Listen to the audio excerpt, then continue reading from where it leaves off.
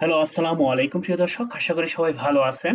Dubai visa প্রত্যাশীদের জন্য আজকে আরেকটি ভিডিও নিয়ে আসলাম। আজকের এই ভিডিওতে আলোচনা করব যে দুবাই ভিসা সংক্রান্ত বিষয় নিয়ে বাংলাদেশের প্রধান উপদেষ্টার যে প্রেস সচিব উনি দুবাই ভিসা নিয়ে কি আলাপ আলোচনা করেছেন উনার মুখ থেকে আজকে শুনবো, এবং আপনারা অনেকেই অনেক ধরনের প্রশ্ন করছেন যে ট্রান্সফার করতে পারবেন কিনা ভিসা, সেই সব বিষয় সহ টুরিস্ট ভিসা সহ সম্পূর্ণ বিস্তারিত আলোচনা করব।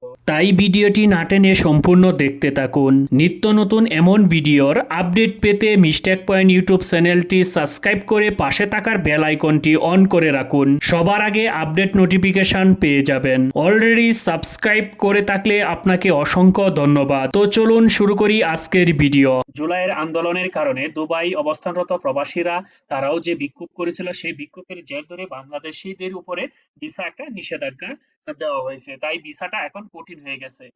আর সেই বিষয়টা নিয়ে বর্তমান প্রধান উপদেষ্টা ডক্টর ইউনূস সরকার ওয়ার্ল্ড সেমিতে অংশগ্রহণ করে তিনিও আলাপ আলোচনা করছেন এই ভিসা সংক্রান্ত বিষয় জটিলতা যেন সহজেই কাটিয়ে উঠতে পারে। আর ইতিমধ্যে ফরেন সার্ভিস একাডেমি সংবাদ সম্মেলন করে যা জানিয়েছেন প্রেস সচিব, সেই বিষয়টা নিয়ে আপনাদের সাথে তুলে ধরবো। আগে আমরা মোবাইল স্ক্রিনে চলে যাই, সেখান থেকে আমরা আপনাদেরকে শোনাচ্ছি যে প্রেস সচিব কি বলছে। আমরা একটু মোবাইল স্ক্রিনে আমরা সেই প্রেস সচিবের যে ভিডিওটা, সেই ভিডিওটা আমরা একটু ওপেন করে আপনাদেরকে একটু শোনাচ্ছি যে আসলে উনি কি বলছেন। তো খুব ভালোভাবে গ্রো করছে, তো ওদের বাংলাদেশের থেকে ওয়ার্কার নেওয়ার একটা ডিমান্ড অলরেডি আছেই। তো আমরা আশা করছি যে আমাদের সাথে যে টক্স গুলো ফ্রুটফুল হলে এটার দুয়ারটা খুলবে, বাট এখনো টক্সটা চলছে। এবং আমি বলবো যে টক্সটা যেটা কথাবার্তা হচ্ছে এটা একটা পজিটিভ ডিরেকশনে আছে। এই জিনিসটা তো পুরোপুরি তলানিতে চলে গেছিল, এইটা নিয়ে কোনো কথাই হতে পারে। এবং এই ক্ষেত্রে দেখা গেছে যে আমাদের যারা এসেন্সিয়াল লোক যারা ওইখানে যায় তারা অনেক ক্ষেত্রে ভিসা পাচ্ছিলেন না। এই অবস্থা এতটা খারাপ পর্যায়ে চলে গেছে। আমরা সেই জায়গা থেকে রিটার্ন করেছি। তো আমরা আশা করছি যে এটা আমাদের আশা এটা তাড়াতাড়ি এটা উঠবে, এবং এট দ্য সেম টাইম এটা উঠলে আমরা মনে করি যে ইউএইতে যেহেতু ওদের ইকোনমিক গ্রোথ হচ্ছে প্রচুর, there will be big demand for our workers. এটা এটা পুরোটাই ওই গভর্নমেন্টের সময় থেকে ওনারা এটা ভালো বলতে পারবেন। বাট আমরা যেটা জেনেছি অনেকগুলো ফ্যাক্টর ছিল, সেগুলো একটা পুরোপুরি তলানিতে ওনাদের অবভিয়াসলি ওনারা ডিপ্লোম্যাটিক্যালি এটা সিরিয়াসলি তাদের সাথে নিতেও পারেন নাই। তাদের তো সেই অবস্থাটা ছিল না। আপনি যদি একটা ডিক্টেটরশিপ চালান তখন হয় কি অন্যজনের মার্সির উপরে আপনার চলতে হয়, আপনাকে ইন্টারন্যাশনালি কেউ সম্মান করে না। ফলে এই বিষয় নিয়ে আপনাকে বাইরে যে আপনি সিরিয়াসলি কথা বলবেন সেই কথা বলার স্কোপটা তাদের ছিল না। অবশ্যই কিছু পর্যায়ের কেস ছিল, যে ম্যান পাওয়ার যেভাবে পাঠানো হতো সেই সময় ওর মধ্যে অনেক ধরনের দুর্নীতি হয়েছে, ফলে ওদের এইগুলো নোটিশে এসছে এবং তারা সেই অনুযায়ী রুল করেছে। কিন্তু কথা হচ্ছে যে এটা হলে আপনি তো আপনাদের তরফ থেকে তো আপনি তো সিরিয়াসলি মুভ নিয়ে এটাকে যাতে না হয়, আমাদের উপর যাতে রেস্ট্রিকশন না আসে সেই বিষয়ে তো আপনি মুভ নেবেন, আপনি তো এটা কাজ করবেন, এটা আপনার নৈতিক দায়িত্ব। কিন্তু কথা হচ্ছে যে তারা সেগুলো কিছুই পারে নাই।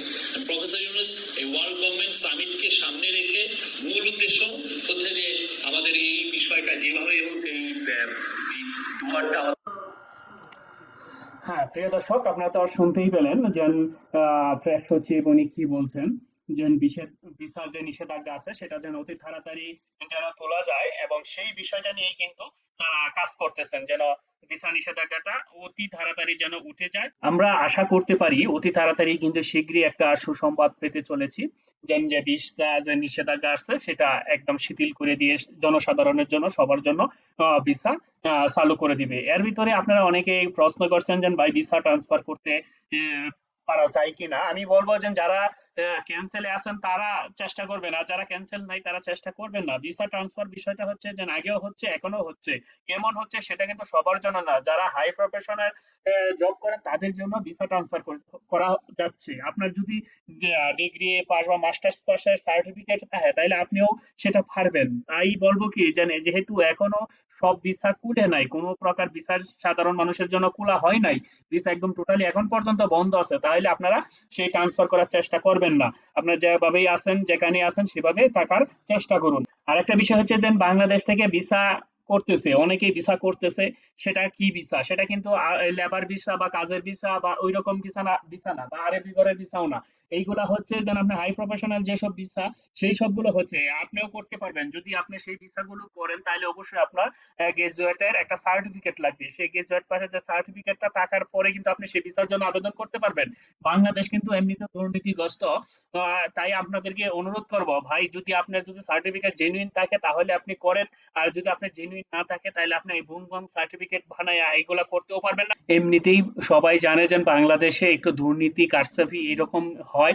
আপনাদেরকে অনুরোধ করব যারা হাই প্রফেশনাল ভিসা আর জন্য আবেদন করবেন, অবশ্যই আপনার যদি জেনুইন সার্টিফিকেট থাকে তাহলে আবেদন করবেন। কারণ অনেকেই জানে যে বাংলাদেশে দুর্নীতি অনিয়ম এরকম একদম ভরপুর। তাই আপনারা এরকম কোনো কাজের সাথে লিপ্ত হবেন না যার জন্য আপনার জন্য দেশের সুনাম নষ্ট হবে।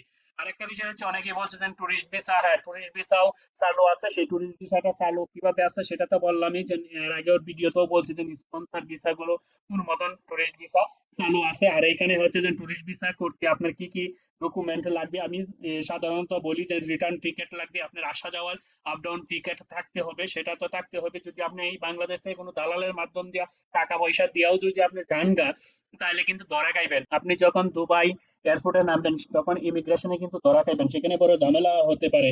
আর আপনার হোটেল বুকিং লাগবে এবং স্পন্সরের যে ডকুমেন্ট গুলো, আপনার যে আত্মীয় স্বজন দুবাইতে আছে তাদের যে ডকুমেন্ট, বাড়ির ডকুমেন্ট এবং সে কি জব করে সেই জবের ডকুমেন্ট গুলো আপনার লাগবে।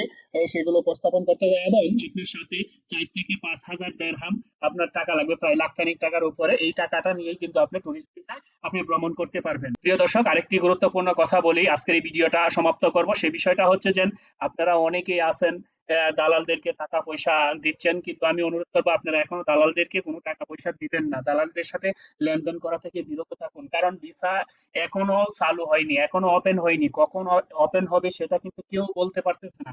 গভর্নমেন্টের চেষ্টাটা অনেক, আপনি আমি কতটুকু ক্ষতিগ্রস্ত আছি, এর চেয়ে দ্বিগুণ ক্ষতিগ্রস্ত আমাদের দেশ আছে। কারণ আমার গভর্নমেন্টের এগুলো মাথা ব্যথা। কারণ যদি এই দুবাইয়ের ভিসাটা যদি চালু হয়, বাংলাদেশ থেকে মানব শক্তি তারা নিবে, সেখানে আমাদের দেশের অর্থনীতি অনেকটা উন্নতি হবে। সেই জন্য আমাদের গভর্নমেন্ট অনেক চেষ্টা করতেছে। ইনশাল্লাহ আমাদের কিছু করার নেই, শুধু আমরা এটাই প্রত্যাশা নিয়ে বসে থাকতে হবে যে কখন চালু হবে। আর আমরা এরকম কিছু করব না যেন কোনো ভুয়া ডকুমেন্ট নিয়ে কোনো চেষ্টা আমরা করব না, সেসব থেকে বিরত থাকবো। যাই হোক প্রিয় দর্শক, আজকে এবারের মতন বিদায় নিলাম। দেখা হবে পরবর্তী ভিডিওতে। সবাই ভালো থাকবেন, সুস্থ থাকবেন। ধন্যবাদ সবাইকে।